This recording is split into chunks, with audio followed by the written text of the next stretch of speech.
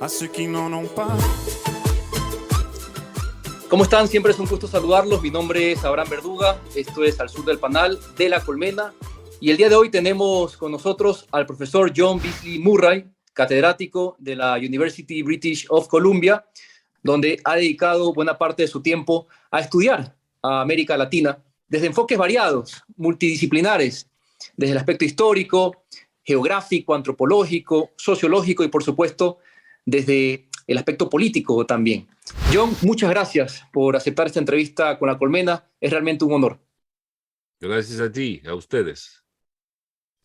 Bueno, debo advertir que esta va a ser una entrevista un tanto diferente, quizá más cercana a los objetivos que perseguimos con la escuela, ¿no? Con nuestro programa de formación política y comunicación estratégica.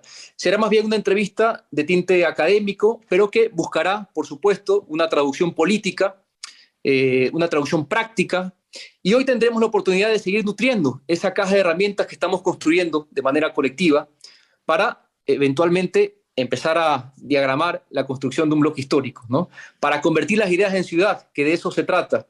Y en La Colmena haremos ese esfuerzo, que no les quepa la menor duda. Bueno, John, lo primero que me gustaría preguntarte, antes de arrancar, ¿de dónde viene tu interés en América Latina? ¿No? Me interesa mucho conocer cuál es el apego personal que tienes con la región, de dónde nace este interés por ubicar a América Latina como tu objeto de estudio. Bueno, viene de casualidad, como muchas cosas en la vida. Desde hace mucho, justo, bueno, después de la escuela secundaria, antes de ir a la universidad en Inglaterra, soy británico, y bueno, esto fue en los años 80, finales de los años 80, en el momento de las guerras civiles, las revoluciones en Centroamérica. Entonces, sí, me interesé por lo que estaba pasando en Nicaragua, sobre todo, ¿no? O sea, durante la época sandinista, o la primera época sandinista, digamos, y estuve un rato en Nicaragua, estuve como total, no sé, 6, 7 meses, Nicaragua, luego El Salvador, un poco Honduras, Guatemala, y luego un par de años después volví y estuve más tiempo en Guatemala y otra vez El Salvador y Nicaragua. Esto fue a principios de los 90.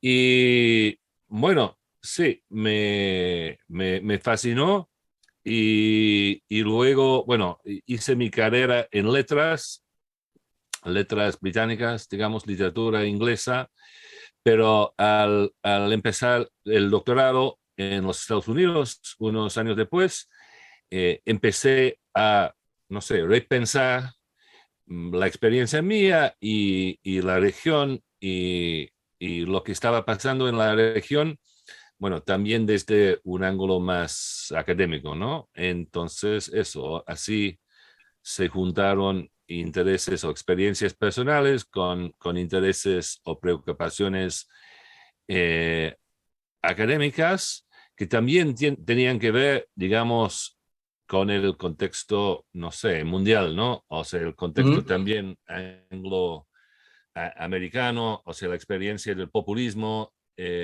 autoritario de Thatcher en Inglaterra, las guerras, las llamadas culture wars, o sea, guerras de cultura en los Estados Unidos, y me parecía que se podría, ¿no?, aprender algo, ¿no?, de la historia y la historia política de América Latina, que no era simplemente un regionalismo, ¿no? O sea ver desde el norte o desde el centro lo que estaba pasando en la periferia, pero quizás invertir esos términos, ¿no?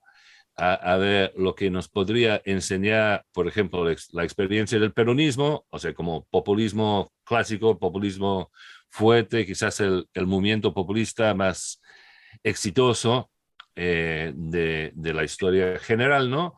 O sea, ¿qué es lo que nos podría enseñar sobre los neopopulismos o los populismos neoliberales Ujú. en Inglaterra, en Gran Bretaña o en los Estados Unidos? Y claro, hoy en día, más aún, ¿no? O sea, es un tema común de los últimos años, ¿no? Entonces, ese tipo de como diálogo, ¿no? Entre la historia latinoamericana y la historia y la política global, digamos, era algo que me interesaba desde hace mucho. Y has hablado tú de América Latina como una idea, ¿no? Como una idea que ha sido, por supuesto, construida y representada a veces no de manera muy justa o por lo menos no muy precisa, ¿no? Y haces, John, una distinción necesaria, creo yo, entre la idea y la cosa misma, el objeto del estudio. Y esto ya marca una ruptura, bueno, con los epístemes que bueno, generalmente han sido empleados, sobre todo desde Europa. Yo estoy en Salamanca, aquí también hay una escuela de estudios latinoamericanos, y observo mucho ese eurocentrismo, ¿no? A la hora de estudiar América Latina. Y claro, con estos epístemes locales se acercan o se proponen estudios sobre la realidad latinoamericana, y esto también condiciona un poco las conclusiones. El maestro Boaventura de Sousa Santos, no sé si has tenido la oportunidad de acercarte a la obra de Boaventura de Sousa Santos, él habla del epistemicidio, ¿no? ¿Cuál es la idea hegemónica? Me gustaría preguntarte también, ¿cuál es esa idea hegemónica sobre Latinoamérica que se tiene desde afuera, ¿no? Si tuvieras que identificar estos prejuicios comunes que hay sobre Latinoamérica, además como si se tratara de una entidad monolítica, homogénea, ¿cuáles serían esas imágenes, esas ideas preconcebidas con las que se asocia generalmente a América Latina, y qué implicaciones ha tenido esto en la relación que se tiene con nuestro continente, John?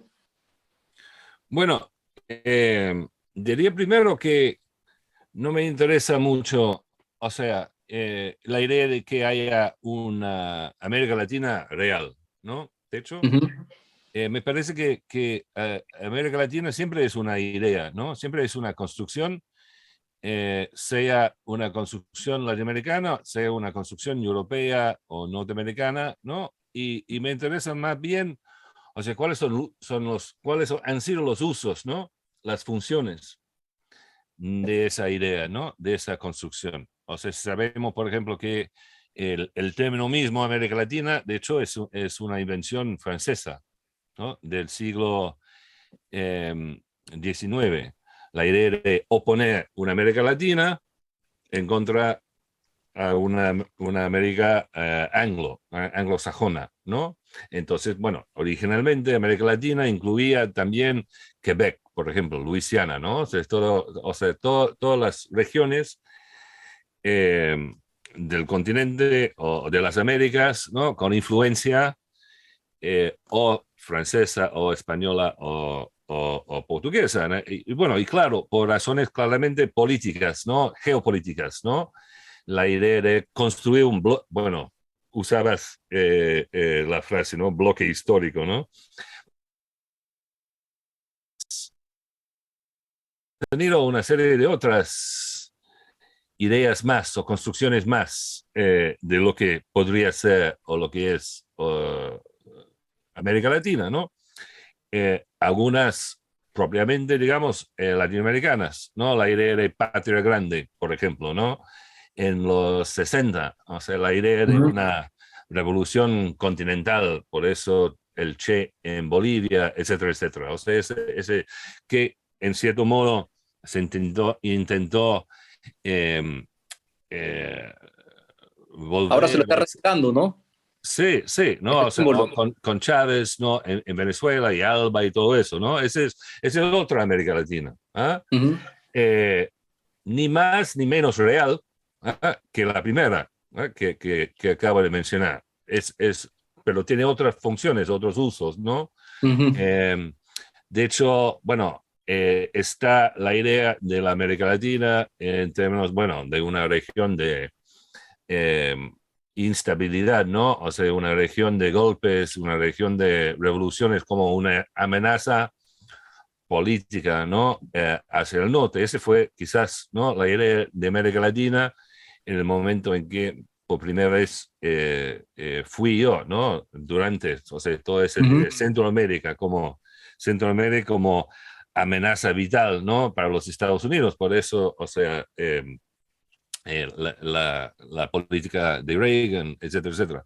Ahora, bueno, América Latina, hay una América Latina de la naturaleza amenazada, digamos, ¿no? Quizás hoy en día, dentro de la crisis del calentamiento, de los cambios climáticos, ¿no? O globales.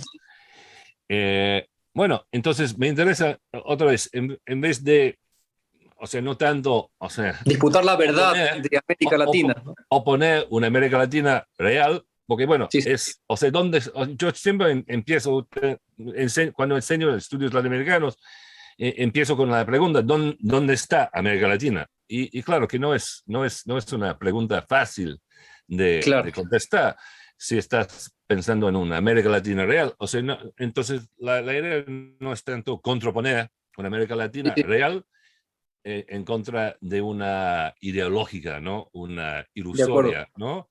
Sino, o sea, pensar, bueno, ¿cuál es la América Latina que podríamos querer nosotros? O sea, ¿cuál es la América Latina que queríamos construir, ¿no? Porque Ujú, ujú. si va a ser una construcción, pero hay construcciones mejores, hay construcciones peores. Entonces, eso es, o sea, ¿cómo De queremos acuerdo.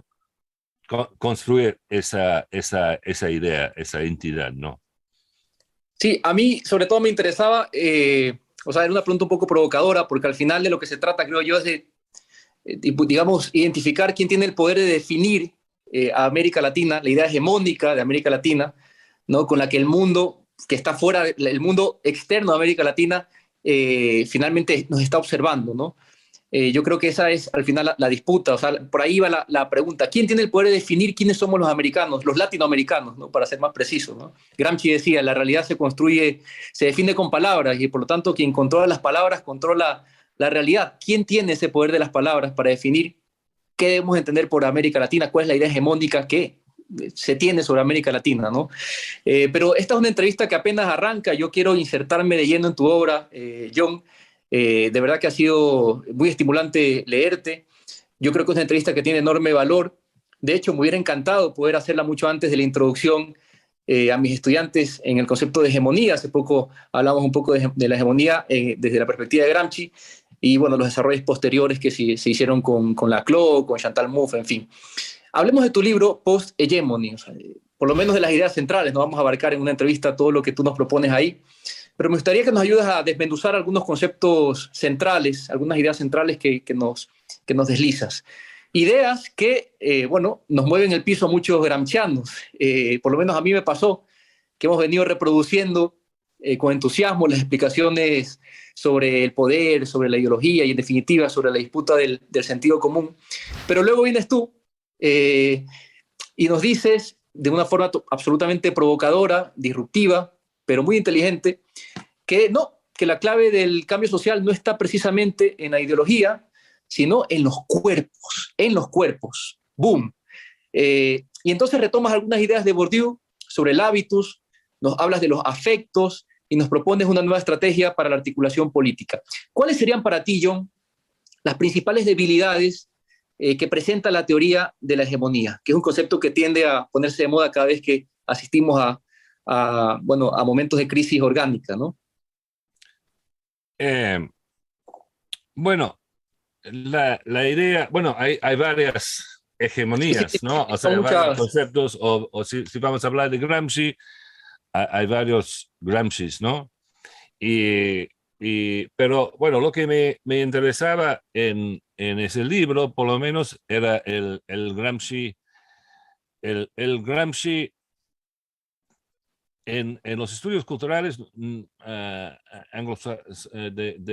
Inglaterra, y británicos primero y luego de Norteamérica, que era un Gramsci filtrado por Laclau y Mouffe, ¿no? Sí. Y su libro Hegemonía y Estrategia Socialista, ¿no?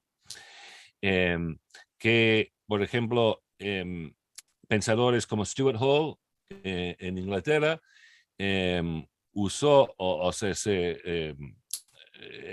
una idea que los atrajo como manera de pensar lo que estaba pensando lo que estaba pasando en los 70, los 80 en Inglaterra, en Gran Bretaña, otra vez con el thatcherismo, ¿no? Y con el neopopulismo. Entonces la idea mía era, bueno, volver, o sea, seguir los pasos atrás, ¿no? Volver a la clau, porque la clau, cuando dice hegemonía, está pensando siempre en Perón, está Claro. pensando siempre en su experiencia de los 60 y los primeros años de los 70 en Argentina, eh, justo antes de la vuelta de Perón a Argentina. Y para él o sea, esa es la hegemonía y, pero fue un gran fracaso, ¿no? Fue un gran fracaso en Argentina en esos años, ¿no? Porque lo que vimos fue el golpe de Estado, lo que vimos fue la dictadura, lo que vimos fue la guerra sucia, ¿no? La represión. O sea, Argentina es también un ejemplo, por un lado, de las posibilidades, ¿no? De la hegemonía o de un discurso que quiere ser hegemónico para movilizar cuerpos.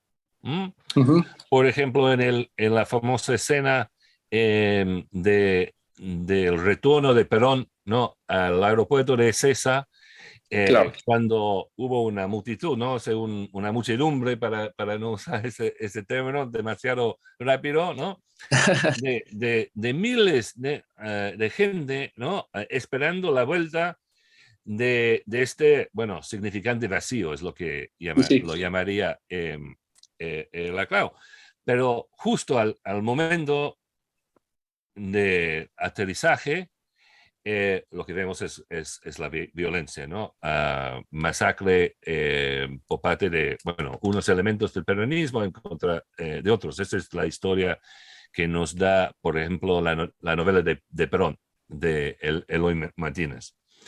Entonces vemos los límites de la hegemonía como, como concepto, pero también como práctica, ¿no? O sea, como práctica política. En el instrumento populista, ¿no? El método populista para construir hegemonía. Sí, y una de las cosas es, bueno, el hecho de que el populismo quiere, y la hegemonía también, o sea, lo que sugiero es que la hegemonía, la teoría de la hegemonía, sobre todo la teoría de la hegemonía de la Clau y Mouffe, es en sí una teoría populista. Claro. Entonces, entonces es cómplice, digamos, ¿no? O sea, repite los logros quizás, pero también los fracasos, ¿no?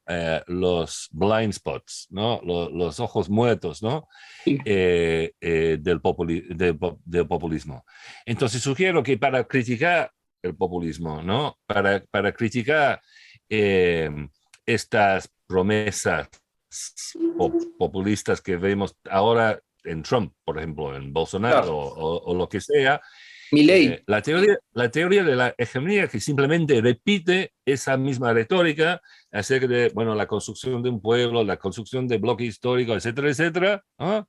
O sea, no basta, no es suficiente. Necesitamos otras herramientas, ¿no? Primero, pensar más bien en el Estado, la presencia del Estado, que es lo que siempre el populismo y la teoría de la hegemonía quiere poner al lado, pasar de alto, y también pensar, sí, en el lugar, en el papel de los afectos y de los hábitos, y por eso de eso hablo, bueno, como dices tú, usando Bourdieu, también Deleuze para pensar el afecto, como sí, otros modos de pensar la política, una política, sí, no populista y entonces una política no hegemónica o no de la hegemonía.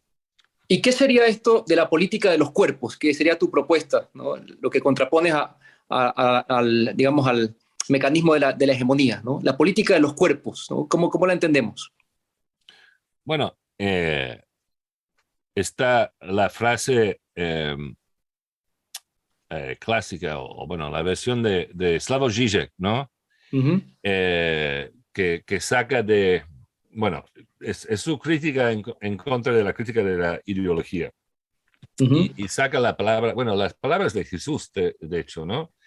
Cuando muriendo, dice Jesús, eh, eh, perdónanlos porque no saben lo que No están saben lo que hacen. haciendo.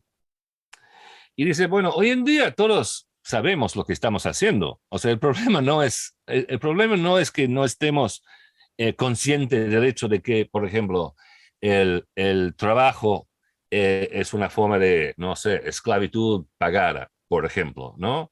Ujú.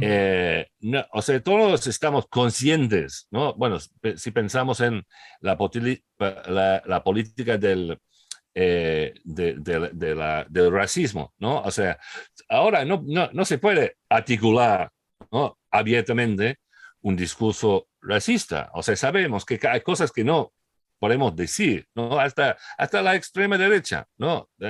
También. Guardan las formas, por lo menos, ¿no? Porque son Claro, consensos universales. claro. Ok, entonces lo que se sabe, lo que se dice es una cosa, pero seguimos actuando de otra forma. O Claro. sea, los cuerpos tienen, bueno, mente propia, si quieres, ¿no? O sea, y Ya.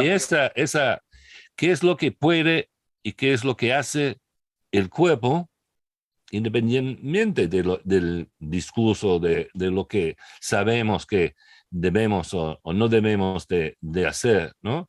Es lo que me parece es lo más, ¿no? Lo más importante, lo más Pero impactante. por qué ganaría el cinismo? Es la pregunta. No, porque no sé si es apresurado describir este planteamiento como un poco pesimista, ¿no? ¿Por qué gana el cinismo o esta suerte de nihilismo, ¿no?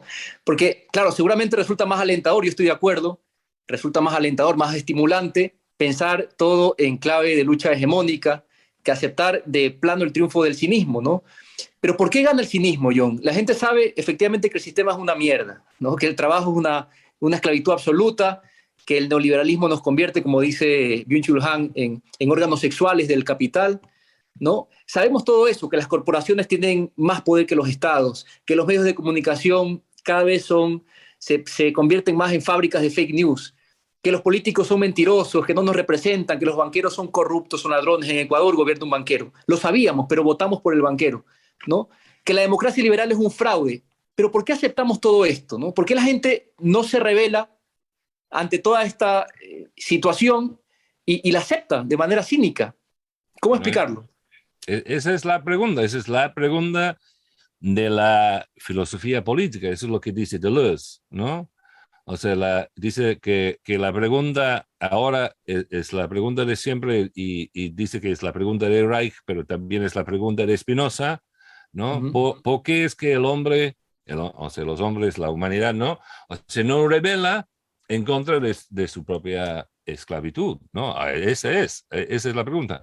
Y bueno, la teoría de la hegemonía, ¿no? En su, bueno, vertiente o gramsciano de Laclau, es un intento de responder a esa pregunta, ¿no?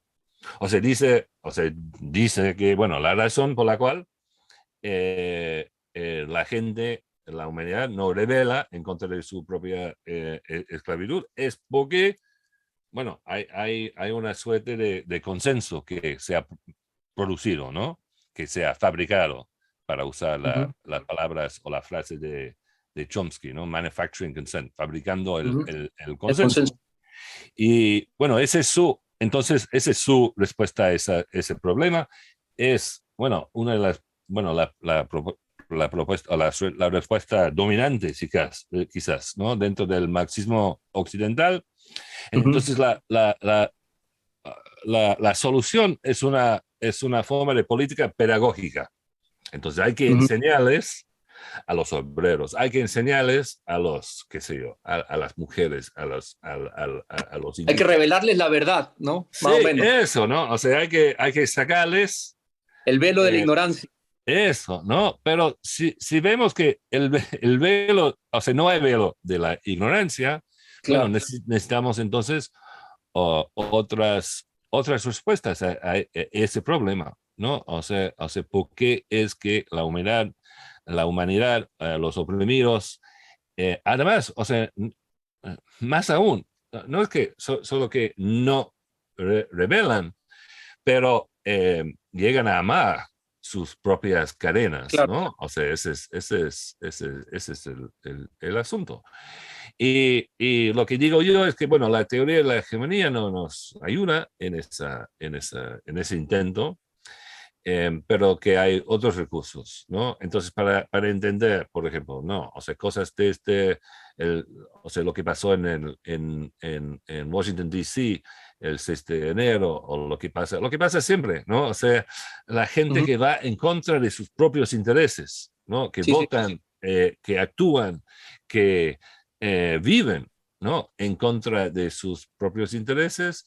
Bueno, entonces hay que pensar en cosas, en el hábito, o sea, lo Sí, hacemos sí. por hábito, que es Ujú. el cuerpo, cuando el cuerpo tiene mente propia. Pero podríamos decir que ese hábito es una suerte de hegemonía sedimentada, ¿no? O sea, y esto también podría ser producto de las operaciones culturales que se hacen a través de medios de comunicación, ¿no? La escuela, la religión, en fin. Por lo menos esa es la propuesta de Gramsci. Eh, por eso no me queda muy claro por qué debemos superar la teoría de la hegemonía. Tú hablas de contraponer un materialismo de los cuerpos, ¿no? Cuando reivindicas la potencia del cuerpo, frente a ese idealismo de los significantes. A mí me parece que Laclau le hace un flaco favor, quizás soy muy presumido al decir esto, a Gramsci, ¿no? Con todas sus producciones y teorizaciones sobre la construcción del consenso, ¿no? Y si la política es el arte, como tú sostienes, John, de facilitar encuentros y formar hábitos que construyan cuerpos colectivos más potentes, las multitudes, ahí rescatas el concepto de Negri, ¿no? La pregunta es, ¿cómo facilitamos esos encuentros cuando tenemos todo en contra, ¿no? Cuando tenemos el teletrabajo, que es el presente y el futuro, cuando tenemos a los algoritmos que nos ahorran el tiempo de, bueno, juntarnos con nuestros pares, con nuestros amigos, con nuestra comunidad, para resolver los problemas de manera colectiva, ¿no? ¿Cómo encarar esta situación? Porque, insisto, lo que yo no quiero es resignarme a aceptar lo que está ocurriendo de una forma cínica y de una forma inmóvil, ¿no? Y ya te contaré más adelante cuál es mi preocupación con mi país, con Ecuador, porque creo que eso también nos podría ayudar a sacar conclusiones más certeras sobre cómo encarar este futuro angustiante. Bueno, hay dos cosas ahí, creo, por lo menos, más de dos cosas, pero por lo menos dos cosas, ¿no? Una es, no sé, la discusión académica, propiamente hablando, ¿no? O la discusión filológica, ¿no? Sobre una palabra como hegemonía, o sea, una posibilidad de rehacer o repensar lo que sería la hegemonía. Un amigo mío, por ejemplo, Gastón Gorillo, antropólogo, quien trabaja aquí en BC, dice, bueno, o sea, podríamos pensar en hegemonías afectivas, por ejemplo, ¿no? Eh, y buscar, o sea, reinventar la palabra, reinventar el concepto. Bueno, no estoy en contra de eso necesariamente, me parece más fácil, sino seguir y leer bien, o sea, lo que tenemos, o los textos que tenemos de Laclau y Mouffe y Gramsci, etc. Y hablando de Gramsci, yo no tengo nada, claro, en contra de Gramsci en sí, o sea, no es como partido de fútbol, ¿no? O sea, quiénes hinchan por Gramsci, quiénes hinchan por, qué sé, Bourdieu o Negri o lo que sea. Y Uh -huh. bueno, Gramsci es un escritor interesante y claro que, bueno, yo diría que hay muchos Gramscis, claro, o sea, su obra es una obra fragmentada, ¿no? O sea, es una obra que, o sea, yo diría que, bueno, quizás haya otro Gramsci ahí, el Gramsci de sentido común, ¿no? Más que el Gramsci de la hegemonía y que se podría rescatar o reconstruir eso otro Gramsci. Pero bueno, bueno, esos debates tienen su interés, pero son más bien de interés, otra vez, académico en el sentido Sí, sí, sí. pejorativo de esa palabra, Inútiles, ¿no? para ser más claros. Son debates estériles que no sirven para nada. Para cambiar las Bueno, cosas no sirven de mucho. Bueno, pueden servir, pero quizás no directamente, ¿no? Y luego está la pregunta sobre el cinismo o el optimismo o no sé qué. Y ahí entonces añadiría el tercer término que en el libro sobre la poshegemonía es el tercer concepto clave para mí, además del afecto y, y del hábito, también está el poder constituyente. ¿Mm? Ujú, Y entonces ese tercer aspecto es decir, bueno, o sea, ¿de dónde viene el poder? ¿De dónde viene ese poder que nos oprime, pongámoslo así, ¿no? Y, y lo que hace Negri, y Negri saca esto, bueno, de una lectura de Spinoza, por ejemplo, es, bueno, ese poder constituido es de hecho parasítico, ¿no? O sea, es un poder secundario, que hay otro poder, que es el poder constituyente. Y la historia, entonces, la historia política de América Latina, pero también de Europa, del mundo, si quieres, de la sociedad, ¿no? Es el modo en el cual nos han sacado nuestro propio poder, ¿no? Nuestro propio poder de constituir sociedad, ¿no? ujú. Y está, y lo vemos ese poder como algo ajeno, ¿no? O sea, es una versión de lo que hace Marx en términos del poder de la labor, ¿no? O sea, el labor power. Ujú, ¿Mm? O sea, dice que lo que hace el capitalismo es que como un vampiro, ¿no? O sea, nos saca y nos ajena de nuestro propio poder de construir cosas, ¿no? Y entonces es como si las cosas tengan vida propia, ¿no? Ese es el fetichismo de la mercancía, ¿no? Y eso es lo... Negri tiene el mismo argumento, pero ahora al nivel más bien social, ¿no? Del poder ujú. social. O sea, tenemos el poder, esa es la multitud, ¿no? O sea, la multitud, ¿qué es la multitud? Es ese agente, digamos, ¿no? Que Ujú. produce sociedad, ¿no? Que constituye, que se constituye y constituyéndose produce, bueno, todos esos lazos, ¿no? Inmanentes, Subjetividades, tejido social, en fin. claro, que es tejido social, pero hay una suerte de enajemiento en que Ujú, nos es presentado la sociedad, nos es presentada la sociedad como algo que nos preexiste, ¿no? Que como algo, como resultado de un contrato social ujú. pedido en la historia, que es algo que, sí, que trascendente, ¿no? Que más allá, superior a nosotros. Y esa es la conversión del poder constituyente en poder constituido. Y Entonces, tú ese hablas es entonces de superar el contrato social para promover un contacto social, ¿no? ¿Me puedes un poco eso. explicar esa idea? Bueno, eso sí, o sea, entonces parte de la cosa es interrogar el mito, ¿no? Ujú, Del contrato social. ¿Ah? Y yo sugiero, bueno, es una de las razones por las cuales me interesa América Latina, ¿no? Como y su propia historia política, ¿no? Porque vemos por ejemplo, en el famoso requerimiento de la época colonial, ¿no? El intento de imponer el contrato o la idea ujú, del contrato social. Pero también vemos una serie de rebeliones, ¿no? Desde esa época hasta ahora, ¿no?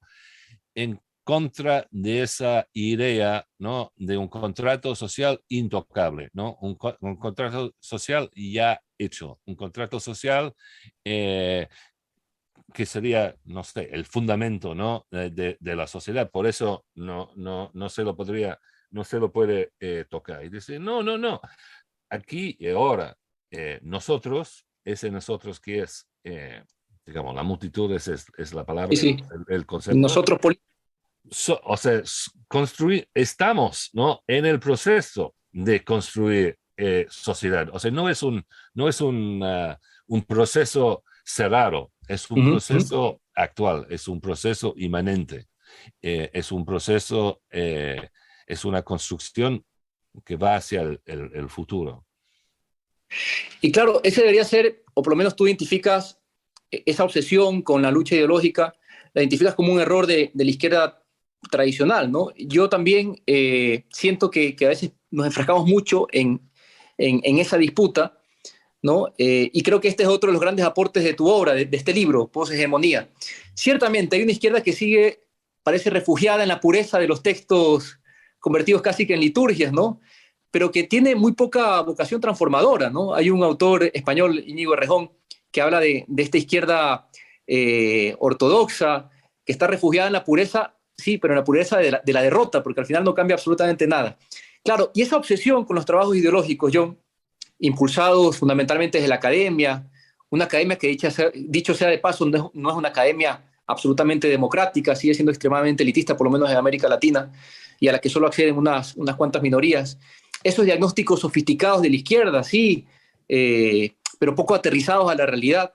Esas tertulias políticas muy sesudas, muy interesantes, que acostumbramos a organizar los de izquierda, pero que al final son extremadamente autorreferenciales, muy poco potables para el pueblo llano. La verdad es que ese ensimismamiento no sirve de mucho a la hora de hacer política, a la hora de articular bloques históricos, nuevamente haciéndole un guiño a Gramsci.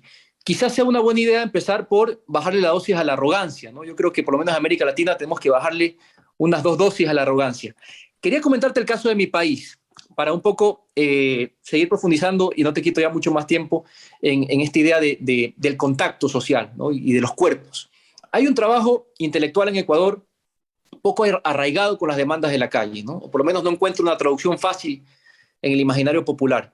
Y claro, eso no puede competir con la pedagogía que el neoliberalismo realiza todos los días por diferentes frentes en la piel de los consumidores, ¿no? Sin necesidad de intelectuales orgánicos. Yo soy de una ciudad que se llama Guayaquil, que es la ciudad más grande del Ecuador. Hay quienes dicen que es la capital económica del Ecuador. También es uno de los bastiones históricos de la derecha en Ecuador, por lo menos en la época más reciente, ¿no? Resulta que en Guayaquil el espacio público es una selva de cemento. Los pocos parques para la recreación, para que la gente pueda acceder, para que pueda interactuar, están privatizados a través de fundaciones. La oferta cultural en Guayaquil es muy pobre, es paupérrima, precaria, de muy baja calidad. Es una ciudad muy hostil para caminar, tiene un deficiente transporte público. Es en definitiva una ciudad donde resulta muy difícil juntar cuerpos para construir tejido, para construir subjetividades, para consolidar símbolos, mitos, para hacer comunidad, en fin. Lo que sí abunda en Guayaquil, y termino esta idea, son los centros comerciales, John, los moles, como les decimos en Ecuador, ¿no? Y todo allí educa, ¿no? Es un templo de consumidores que se preparan para ejercer su libertad de consumo. Ese es el fin de semana tradicional de un guayaquileño, ir al mall, a comprar, a consumir, ¿no? Y esto, desde mi punto de vista, me gustaría conocer tu opinión, educa mucho más que un sofisticado programa de estudios sobre hegemonía y populismo en la universidad o una tertulia política televisada con referentes intelectuales de la izquierda. ¿Debe la izquierda entonces disputar con mayor vehemencia, con mayor determinación el espacio público para tejer subjetividades? Perdóname la extensión de la pregunta. No, no, bueno, son muchas las preguntas, ¿no? Pero o me provoca muchas ideas. Primero sobre la izquierda, ¿no? La izquierda tradicional. No estoy seguro si el problema sea el ensimismamiento, ¿no? Pero sí tiene que ver con el papel del intelectual, ¿no? Y por eso los atrae Gramsci, ¿no? Porque, claro, para Gramsci el intelectual es central, ¿no? O sea, Claro. tiene un papel central, y ese es, o sea, el lado otra vez pedagógico. Porque, bueno, o sea, están buscando construir, bueno, solidaridad, por ejemplo, ¿no? O sea, pero construir hegemonía, pero con un lugar privilegiado, ¿no? Y quizás sí, esto tenga que ver con la idea de la arrogancia, ¿no? La arrogancia intelectual. Pero bueno, bueno, la izquierda o el intelectual de la izquierda, o sea, no lo siente como arrogancia, lo siente como sacrificio, ¿no? O Claro, sea, una como cierta... apóstol. Sí, claro. Pero bueno, y estoy de acuerdo con la idea de que la gente aprende más quizás de los moles, Ujú. que de, digamos, la propaganda o el discurso, ¿no? Y de hecho en el libro hablo de los moles, los llamados caracoles del Chile bajo Pinochet. Hubo toda una serie de construcción de estos moles en Santiago y tenían una arquitectura interesante y hablo un poco de eso, que sí, ese es el modo de entrenar, ¿no? O sea, de moldear el cuerpo y el cuerpo en conjunto, ¿no? A través de estos espacios. Entonces, sí, absolutamente, ¿no? O sea, pensar una política del espacio, ¿no? O sea, cómo, o, bueno, construir, o también buscar nuevos usos para esos espacios, porque eso también pasa, ¿no?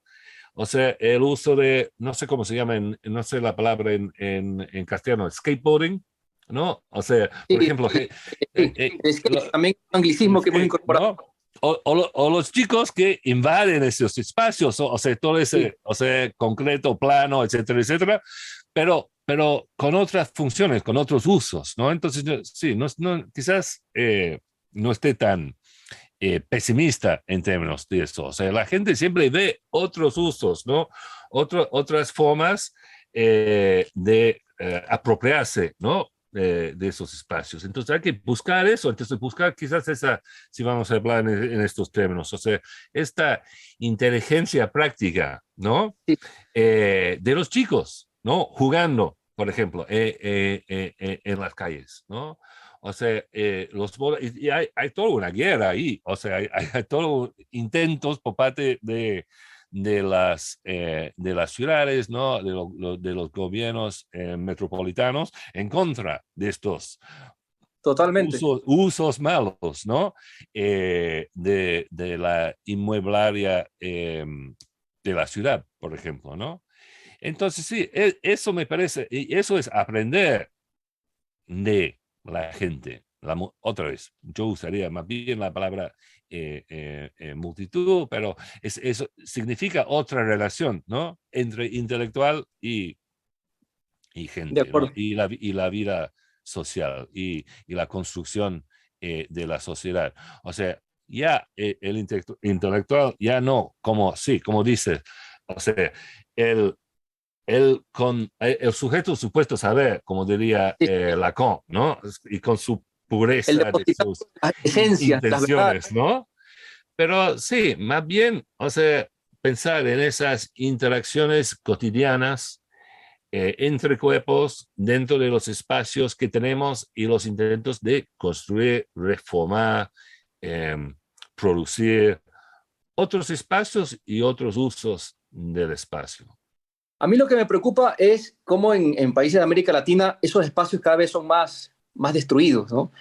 De hecho, pienso en esta idea provocadora de Chomsky que habla de que, claro, la derecha destruye deliberadamente lo público porque es la forma o la operación que nos permite migrar hacia esquemas de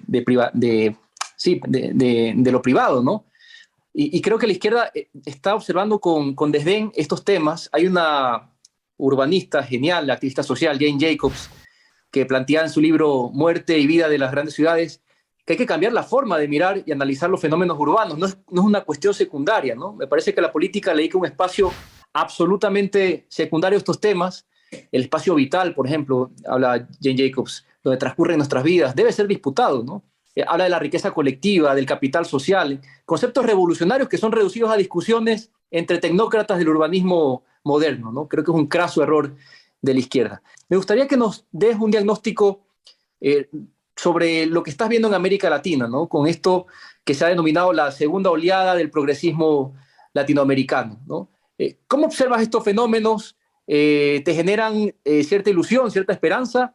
¿O cómo los estás viendo? Por lo menos se habla de una nueva oleada porque lo verificamos en México con AMLO, luego, bueno, Argentina, Alberto Fernández, tenemos a Boric, Colombia recientemente con Petro, Arce en Bolivia, no sé si al profesor, se me escapa el nombre ahorita de Perú, presidente peruano, no sé si ubicarlo en este momento dentro del progresismo, pero en general, ¿cómo estás analizando esta nueva oleada, John? Bueno, primero quisiera volver a lo que estamos diciendo y lo que acababas de decir sobre los espacios destruidos, creo que fue la palabra que usaste, ¿no? Y de hecho tengo otro proyecto sobre las ruinas. Me interesan mucho las ruinas, que son espacios o estructuras, ¿no? Destruidas. Y me interesa, o sea, siguiendo la misma línea, o sea, los usos que vemos, ¿no? De las ruinas. Por un lado, claro, hay una monumentalización, ¿no? A veces oficial, Sí, sí. de las ruinas como símbolos de no sé qué, del país o de una cierta historia que tiene que ver con, bueno, no sé, la narrativa del poder constituido, quizás, ¿no? Pero las ruinas son buenísimas, por ejemplo, para juegos, ¿no? Para el fútbol. Siempre que vas a una ruina, hay unos chicos ahí, por ahí, ¿no? O sea, jugando el fútbol, ¿no? ¿Qué sea, en Haití, en México, o si vas en Panamá, ¿no? Siempre hay unos juegos que son con los skate, ¿no? O sea, Sí, sí. modos de reutilizar, reapropiarse de esos espacios aparentemente destruidos. Entonces, lo que es destruir, lo que es construir, ya está en juego también. O sea, ¿qué es construir? Interesante. ¿Qué es destruir? Claro. Si el capitalismo tiene el llamado creatividad destructiva, ese es Schumpeter, creo, ¿no? O sea, también Sí.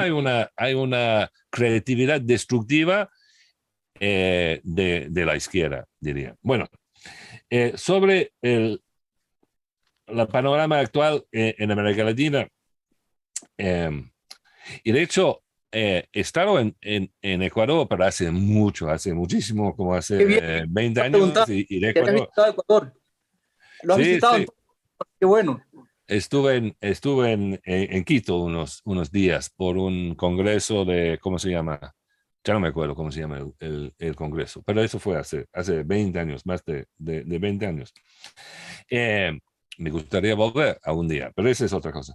Yo creo que, bueno, hace unos años hablábamos mucho, ¿no? De la llamada marea rosada, por ejemplo, ¿no? O sea, the Sí, pink tide. Y bueno, estábamos hablando de Chávez, de Morales, de los Kirchner en Argentina, de Lula en Brasil, etcétera, etcétera, ¿no? Rea, Ecuador. Y bueno, claro, también, ¿no?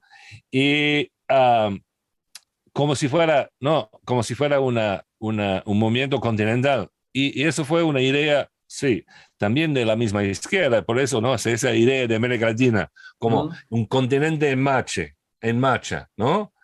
Y bueno, hubo mucha inversión, además de fondos, ¿no? Para construir instituciones, ¿no? Transnacionales entre esos nuevos gobiernos de la izquierda. Yo creo que, bueno, o sea, esa ambición ya no existe en el del mismo modo.